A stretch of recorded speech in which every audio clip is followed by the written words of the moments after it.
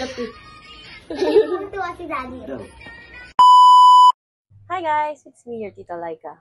Welcome back to my channel. And for today's vlog, ay mag-unbox tayo ng package na ireregalo ko sa aking ama. So, noong nakaraan ay nag-celebrate tayo ng Father's Day at nilabas ko sila sa SM. So, ito talaga yung pinakaregalo ko sa kanya. So, medyo na-late lang at I think talaga na inaabangan nito kasi nasabi ko na sa kanya, nare-regalohan ko siya ng ganito. So, hanggat maaari, kapag may mga sinabi ako na bibilhan ko siya ng ganito or kaya may bibilhin akong ganyan, especially sa mga pamangkin ko or even on my parents, tinutupad ko to. Kaya kung kayo po ay mangako sa isang tao, at least kahit pa paano is tuparin natin, di ba? So, yun yung parang traits na ina-apply ko para na sa ganoon. Kahit paano, alam ng mga pamangkin ko na kapag may sinabi ka, dapat tuparin mo. So, yun. This is a Father's Day gift. Ito ay binili ko sa From Aura by C&J Pinto. So, dito rin kami bumili ng aming wedding ring ng aking asawa. So, ito yun. So, dito, ko naisipan bumili ng singsing naman ng papa ko. So, ayan. Ayan. So, meron silang personal na rider. Tapos, pwede kayong mag-transfer sa bank. Ayan. So, this is a ring. Ayan. Sigurado kong matutuwa ang aking papa dito. So, ito ay 4.18 grams. Ayan siya. Tapos, size 12 to. So, may time talaga na matagal lang talaga sila mag-reply. Pero, tsagain nyo lang kasi marami silang inquiries. So, this is size 12. Diba? Diba ang bongga? Nakakatuwa. So, deserve naman ng papa ko mabigyan ng ganitong regalo. Tita Laika.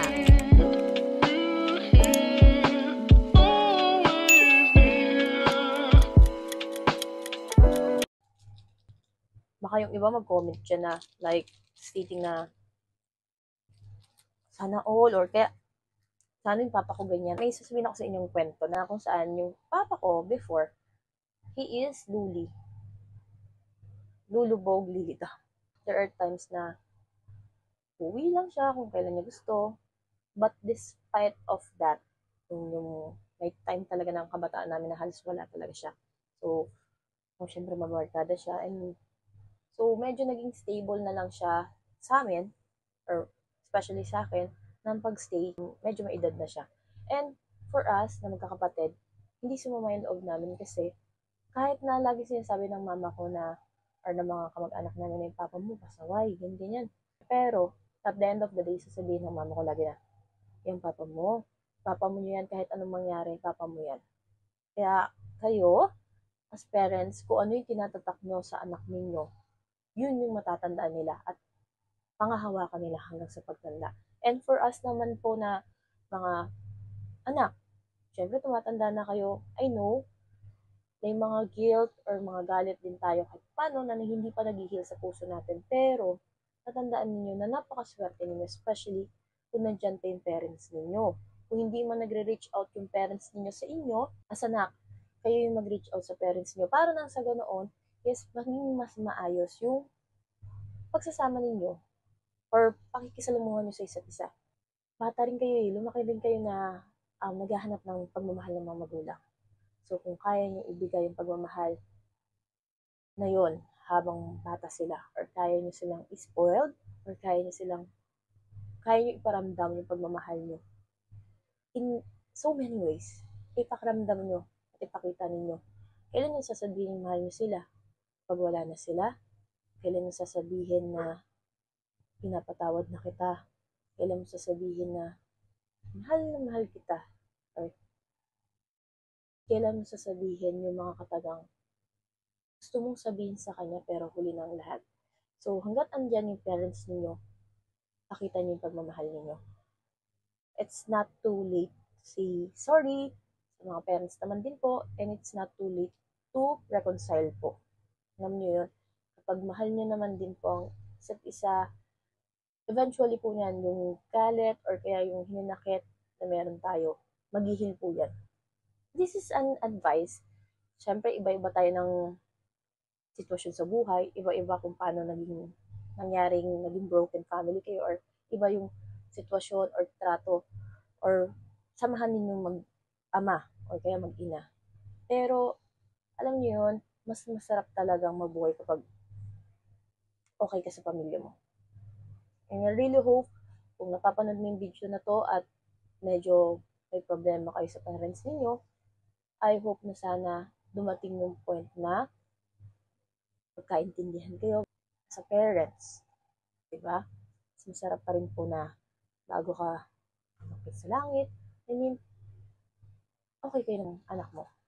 Okay kayo ng pamilya mo. It's not too late. Diba? So, yun lang. Just a simple advice ko. Halos ngayon lang din ako mabawi dahil napakapasaway ko ng bata ako. Pero, yung pagmamahal ko, simula noon hanggang ngayon, hindi naman yun nabawasan kahit na naging pasaway yung papa ko. So, yun lang po. Samahan niyo ako ibigay ito sa papa ko. So, hindi ko alam kung paano ko ibibigay ito or anong papagawa ko. So, sana siya i-surprise. So, hindi niya kasi alam na darating ito ngayon. Ang alam niya, bukas pa. So, abangan ninyo. Ayan, magti-tiktok kami ni Papa. Panoorin na kami. Ayun yun, oh. Si Papa dito sa muna. Ito yun pa, oh. Tingnan mo. Lalabas ka lang. Ayan.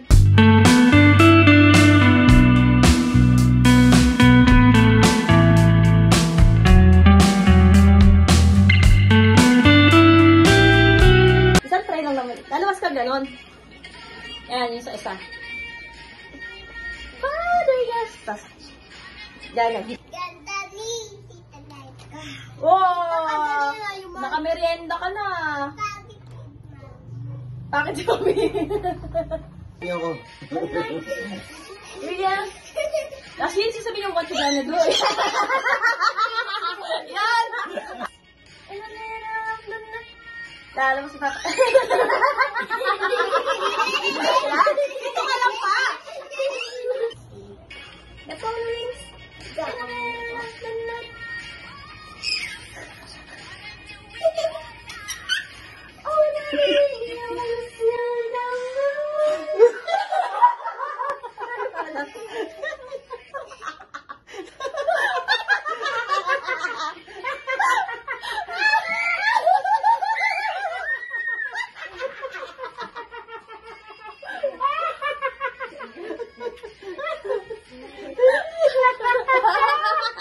Ang tagal lagi si Papa. Kasya dito. Alam mo, 12. Dito na kasya. Ayan. Sabay singan. Oh! 절대나 혼자 내버려 두지 않기로. Thanks for watching. Share. Don't forget to like, comment, and subscribe. See you next vlog.